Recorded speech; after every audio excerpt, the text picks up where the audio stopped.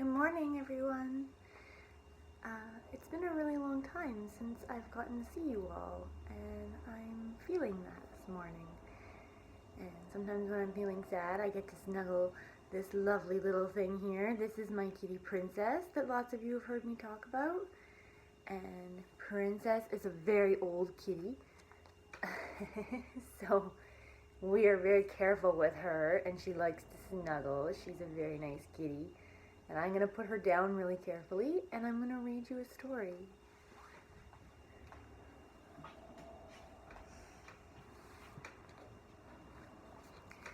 This morning, I'm going to read a story about gardens. I know that some of you have gardens at your house, and I have a garden.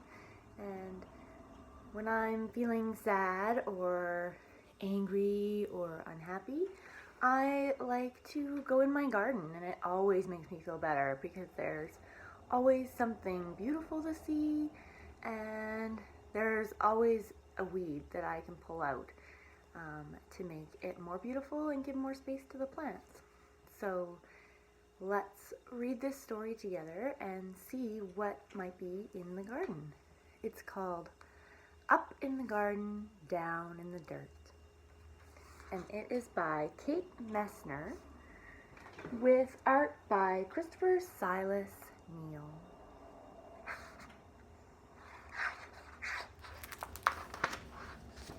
Here we go.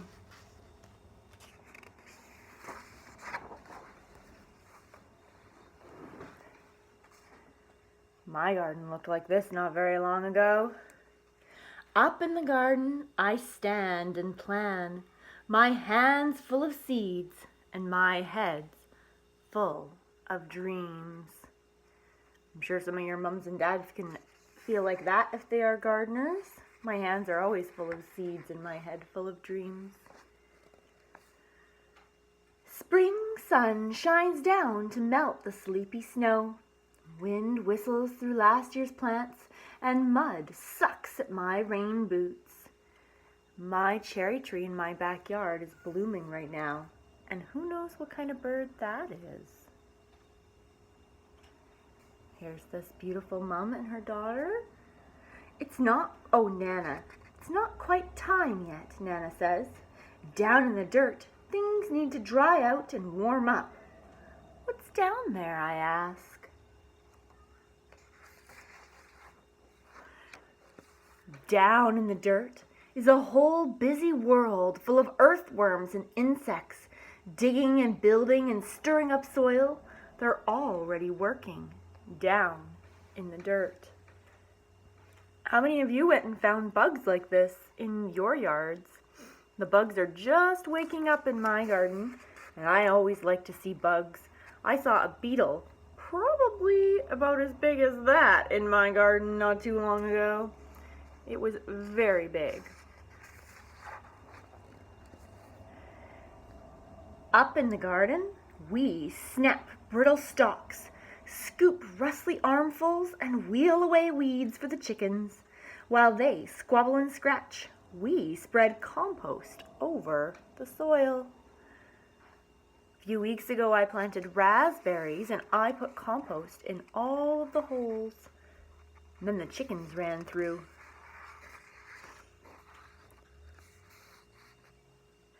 Down in the dirt, pillbugs chew through last year's leaves.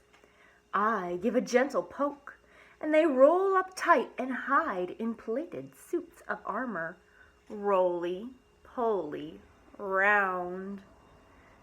They're called wood lice.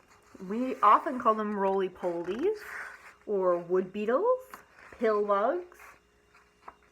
If you pick up some bark, you're almost guaranteed to find them. Up in the garden, it's time to plant. I trail a furrow with my finger and sprinkle seeds in a careful row. Give them a drink, Nana says. We pat them down to snuggle in the dark. Seeds like being in the dark, most of them. Down in the dirt, a tomato hornworm rests, waiting for wings and the leaves where she'll lay her eggs. In the dirt, all kinds of bug larvae are sleeping, just waiting for things to be just right above for them to come out and survive. I wonder how they know that there's good things happening above. Something must be happening in the dirt. Up in the garden, carrot plants sprout, pea blossoms bloom, wasps are on the prowl, and honeybees visit, legs loaded with pollen. I have peas in my garden. Do you have peas growing in yours? Maybe you found an earthworm somewhere? Seen some bees? I saw a bumblebee looking for a home. I weed and wilt in the sun, so strong even Nana looks for shade. Down in the dirt, earthworms tunnel deep, and I'm jealous of their cool, damp, dark. Did you know that it stays cool down in the earth, even in the summer? Up in the garden, rain shower. Nana turns the hose on me. Eee! There's that bird again. Now it has babies. What's the name of that bird? And she's running from the sprinkler. Do you think it's warm enough to turn on the sprinkler in your yards yet? We had a mud pit in my yard the other day. I hide behind the cucumber vines, but their leaves can't save me. I shiver and laugh, drenched in Nana's rain. Down in the dirt, water soaks deep. Roots drink it in, and a long-legged spider still walks over the streams. Have you ever watched a spider very carefully tiptoe across the grass? Sometimes they're careful, and sometimes they're really not. Up in the garden, there's so much to eat. Ladybugs feast on aphids. Nana crunches green beans. I bite into a ripe tomato, warm from the sun, and juice dribbles down my chin. Pretty soon we will get to eat juicy tomatoes and all sorts of delicious things from the garden. Right now all we can eat is mint and chives. Wonder what you have in your garden to eat. Down in the dirt, a robin's beak finds a cricket, a beetle, a grub. Slugs are scrumptious too. Here's that bird again. Now it's big. What is it eating?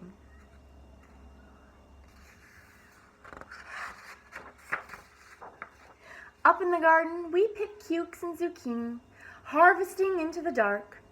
Bats swoop through the sunflowers, and I pluck June bugs from the basil until it's time for bed.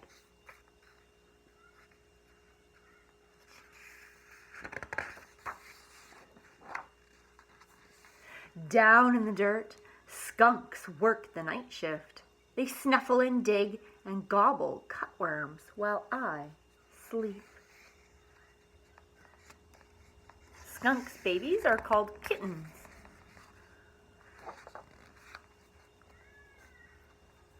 Up in the garden, a praying mantis wakes to hunt mosquitoes. Nana sprays away the aphids, and I'm after grasshoppers, ready to swoosh, but...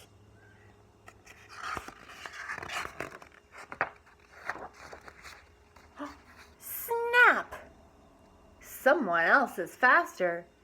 Down in the dirt, a smooth, shining garter snake crunches on their supper.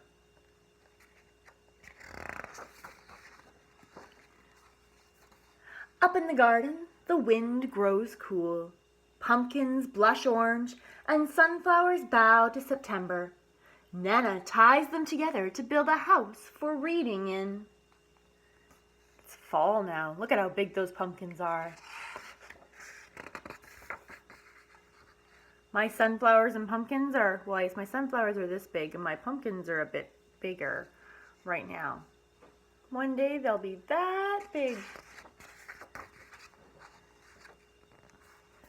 Down in the dirt, an orb weaver spins her web, strand by silken strand. She'll munch on moths tonight.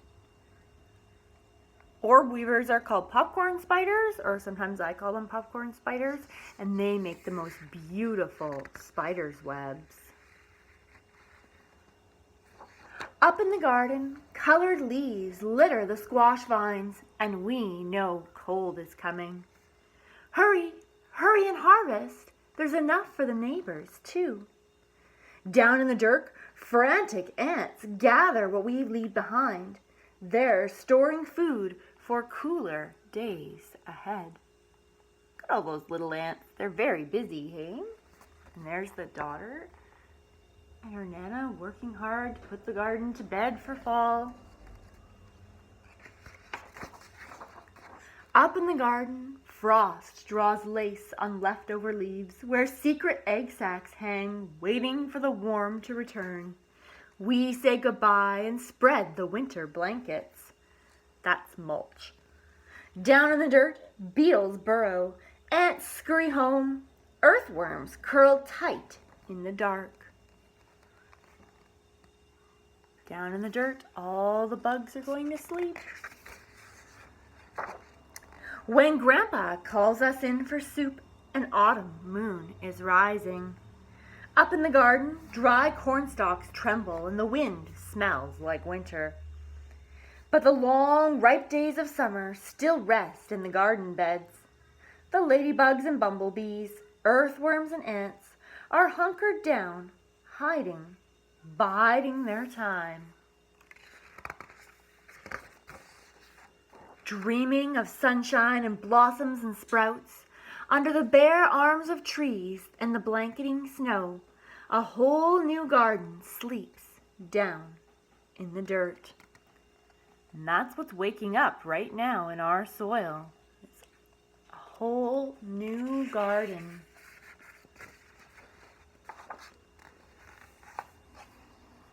The end. This is about all the animals that were in the book. And some beautiful drawings of some plants.